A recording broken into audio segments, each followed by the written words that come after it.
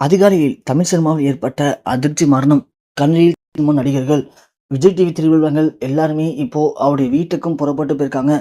தமிழ் சினிமாவுடைய மிக முக்கியமான காமெடி நடிகையுடைய இந்த மரண செய்தி அனைவரையுமே உச்சக்கட்ட சோகத்துல முழுக வச்சிருக்கு. தமிழ் சினிமால எத்தனையோ காமெடி நடிகர்கள் இருக்கலாம்.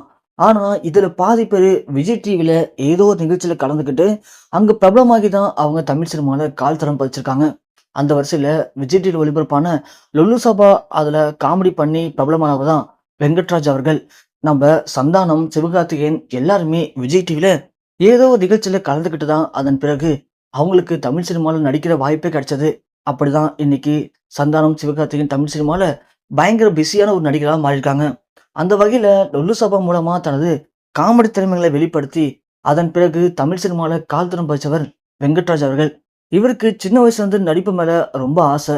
ஆனா இவருக்கு நடிக்கிறதுக்கான வாய்ப்புகள் சரியா கிடைக்கவே இல்லை. இருந்தும் விடாம போராடின அவருக்கு லொல்லு சபால தான் முதல்ல வாய்ப்பு கிடைச்சது. அங்க தனது ஒல்லியான உடம்போட அவர் ஏற்படுத்தக்கூடிய அந்த காமெடி சீன்கள் எல்லாமே மக்களுக்கு ஒரு கட்டத்துல பிடிச்சு போனது காரணமா அவருக்கு சினிமாவில் நடிக்கக்கூடிய வாய்ப்பு கிடைச்சது. சொல்லப்போனா இப்போ தமிழகத்துடைய துணை முதலமைச்சராக இருக்கக்கூடிய உதயநிதி ஸ்டாலினுடைய படங்கள், அதுவும் குறிப்பா மனிதன் படத்துல நடிச்சிருப்பாரு. அதே மாதிரி நம்ம காமெடி நடிகர் சந்தானம் நடிச்ச டிக்கிலோனா, அப்புறம் இன்னும் சில திரைப்படங்கள்ல இவரு சந்தானத்து கூட சேர்ந்து நடிச்சிருப்பாரு.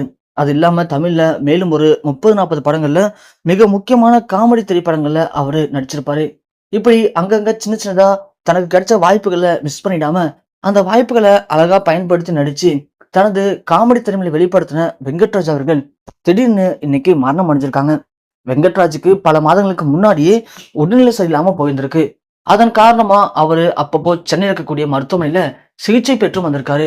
அதாவது இவருக்கு நுரையீரல்ல ஏதோ ப்ராப்ளம் இருக்கு அப்படின்னு மருத்துவர்கள் அப்பவே கூறியிருக்காங்க. அதன் காரணமா தான் இவர் சிகிச்சை பெற்று வந்திருக்காரு.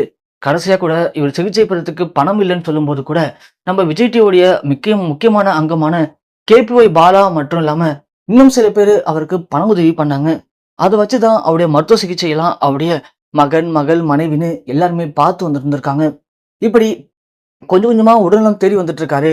எந்த பிரச்சனையும் இருக்காது அப்படின்னு ஆசைப்பட்ட அவங்களுடைய குடும்பத்தினருக்கு நேற்று தினம் அவரு தடுமாறி கீழே விழுந்திருக்காரு. கீழே விழுந்ததுல அவருக்கு பயங்கரமான காயம் ஏற்பட்டிருக்கு போல. அதன் காரணமா திடீர்னு அவருக்கு மூச்சுத்திணறல் ஏற்பட்டிருக்கு. மூச்சுத்திணறல் ஏற்பட்ட கொஞ்ச நேரத்திலேயே அவரு துடிச்சு மரணம் அடைஞ்சிருக்காரு. ஸோ இது வரைக்கும் விஜய் டிவி திரைப்பிரபலங்கள் எல்லாருமே அவரை அப்பப்போ போய் வீட்டில் பார்த்துட்டு வந்துட்டு இருந்திருக்காங்க. ஆனா அப்படி நல்லா நல்லா இருக்காரு, கண்டிப்பா குணமாய் வந்துருவாருன்னு நினைச்ச எல்லாருக்கும் இன்னைக்கு அதிகாலையில வெங்கட்ராஜ் அவர்கள் துடிச்சு மரணம் அடைஞ்சிட்டாரு அப்படின்னு வெளியான செய்தி உச்சக்கட்ட ஒரு அதிர்ச்சியும் சோகத்தையும் ஏற்படுத்தியிருக்கு. விஜய் டிவியுடைய மிக முக்கியமான திரைப்பிரபலங்கள் எல்லாருமே இப்போ அவருடைய வீட்டில் அவருடைய இறுதி அஞ்சலி கலந்துக்கிறதுக்காக வீட்டுக்கும் புறப்பட்டு போயிட்டு இருக்காங்க. அங்க உச்சக்கட்ட பதற்றமும் சோகமும் இப்போ ஏற்பட்டிருக்கு.